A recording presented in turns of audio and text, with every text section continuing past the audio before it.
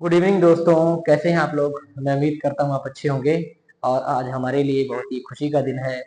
गुरु नानक देव जी का जन्म दिवस जो हम आज मना रहे हैं, और हमारी तरफ से आपको लख लख बधाइयाँ गुरु नानक देव जी के जन्म पर। और हमारा जो आज का टॉपिक रहने वाला है वो है परिकल्पना। और काफ़ी इसमें प्रयास किया गया है, फिर भी अगर कोई इसमें आपको लगता है कुछ सजेशन देना या कुछ इसमें और ऐड करना है तो आप मुझे सजेशन दे सकते हैं। और अब हम स्टार्ट करते हैं हमारा जो आज का टॉपिक है, जो कि है परिकल्पना, हाइपोथेसिस। तो सबसे पहले हम परिकल्पना के बारे में, जो हमारा हिंदी में नाम है परिकल्पना, के बारे में बात करते हैं। परिकल्पना का मतलब है कि एक कल्पना करना।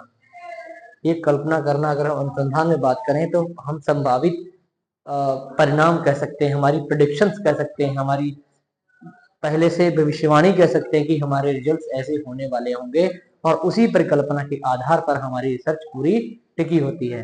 तो सबसे पहले क्या होता है कि हम रिसर्च में हमारे सामने क्या क्वेश्चन आता है। जैसे हम कोई प्रॉब्लम को जब सिलेक्ट करने जाते हैं तो हमारी प्रॉब्लम क्या है, हाउ व्हाई से शुरू होती है। कि मान लीजिए हम किसी टॉपिक को चूज करने जा रहे हैं, सबसे पहले हमारे दिमाग में क्वेश्चन आएगा, हाँ ये कैसे होता है, ये क्यों होता है। या हम किसी का एटीट्यूड चेक करना चाहते हैं, अभिवृत्ति चेक करना चाहते हैं, उनकी अभिवृत्ति क्या हो सकती है, व्हाट से शुरू होता है। तो वहां पर क्या होता है, जब हमारा व्हाट व्हेन क्वेश्चंस आते हैं, फिर हमारे दिमाग में क्या होता है, एक समस्या आती है, प्रॉब्लम्स आती है। मान लीजिए हम समस्या एक लेते हैं कि एक हम पर्सनालिटी एडजस्टमेंट, व्यक्तित्व समायोजन का अध्ययन करना चाहते हैं। तो व्यक्तित्व समायोजन का अध्ययन क्यों करना चाहते हैं, कि हम देखना चाहते हैं कि जो हमारे बॉय स्टूडेंट्स हैं और गर्ल स्टूडेंट हैं वो कैसे अपने आप को एडजस्ट करते हैं। ठीक है, उसमें कई डायमेंशन का भी हम ले सकते हैं। तो हमारे मन में क्वेश्चन आया ना, उसके बाद हम परिकल्पना बनाते हैं कि हम क्या करने जा रहे हैं, एक कंपैरेटिव स्टडी करना चाहते हैं पर्सनालिटी एडजस्टमेंट का, जिसमें कई डायमेंशन ले सकते हैं। जिसमें फिजिकल ले सकते हैं, मॉरल ले सकते हैं, इंटेलेक्चुअल डायमेंशन ले सकते हैं पर्सनालिटी का। तो ये हमारी हाइपोथेसिस बाद में जो हमारा उस पर निर्भर करती है हमारे वेरिएबल्स पे। ठीक है, तो अभी उस पर डीप पे नहीं जाना है, बस इतना समझना है कि परिकल्पना क्या होती है। चलिए और अच्छे से डिफाइन करने के लिए हम आगे बढ़ते हैं। हाइपोथेसिस क्या होती है, स्टार्टिंग पॉइंट ऑफ इन्वेस्टिगेशन। जो हमारी इन्वेस्टिगेशन का स्टार्टिंग पॉइंट होता है, जांच का जो प्रारंभिक बिंदु हमारा होता है, वो हमारी परिकल्पना से शुरू होता है। जब हमारे मन में ये परिकल्पना आती है कि हाँ इसके ये संभावित परिणाम हो सकते हैं, और जब हम परिणाम सोचते हैं, फिर उसके बाद हम सोचते हैं कि हाँ अब इस पर रिसर्च किया जाए कि जो हमने सोचा है वो सही है या नहीं है। तो उसी की जांच करने के लिए हम रिसर्च करते हैं। अब आगे बढ़ते हैं कि इसकी सॉरी आगे आते हैं प्रेडिक्शंस। प्रेडिक्शन मतलब वही मैंने जब बात की पहले, कि हमारी ये पूर्वानुमान होते हैं, हमारे प्रेडिक्शंस होते हैं कि हाँ ये ऐसा हो सकता है, और उन्हीं के आधार पर हमारी रिसर्च चलती है।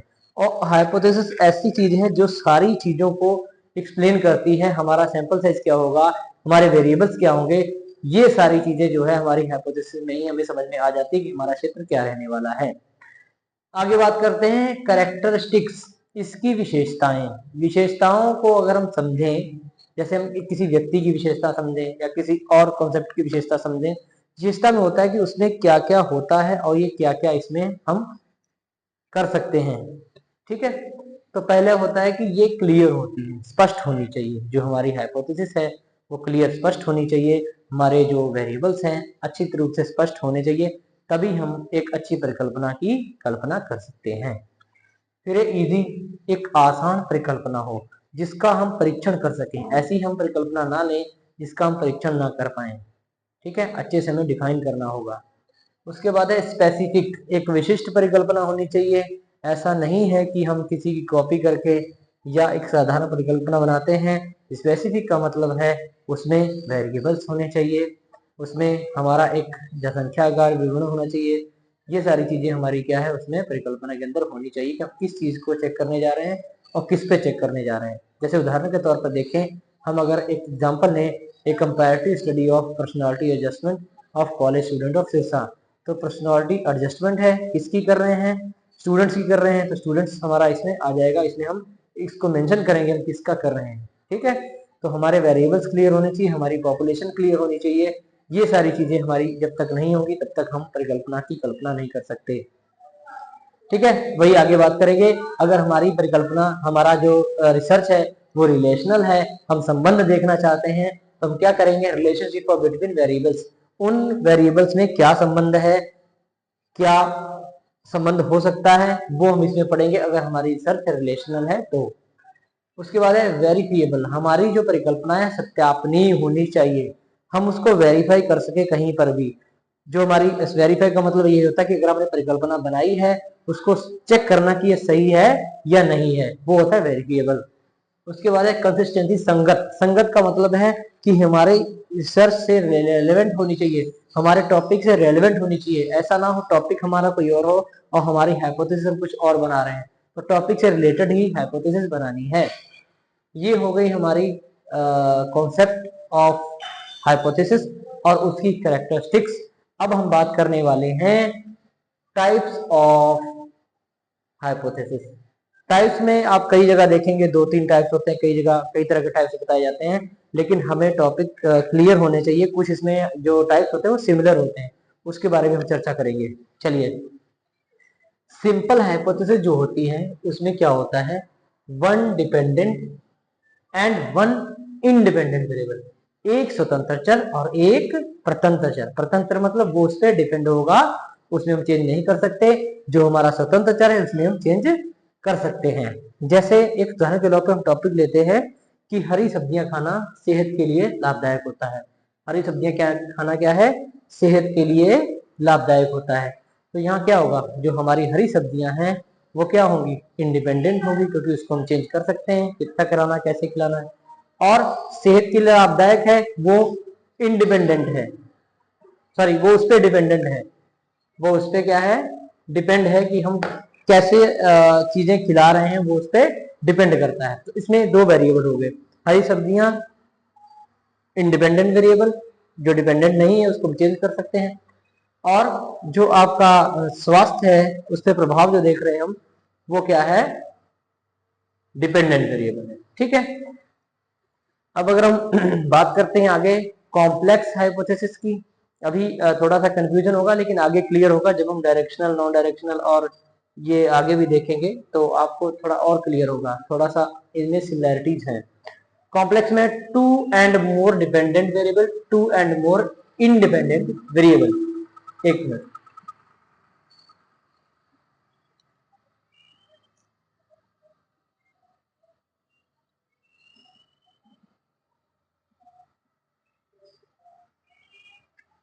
ठीक है जी, two dependent and more, two dependent and two and more independent variable, दो या दो से अधिक डिपेंडेंट, दो या दो से अधिक इंडिपेंडेंट वेरिएबल।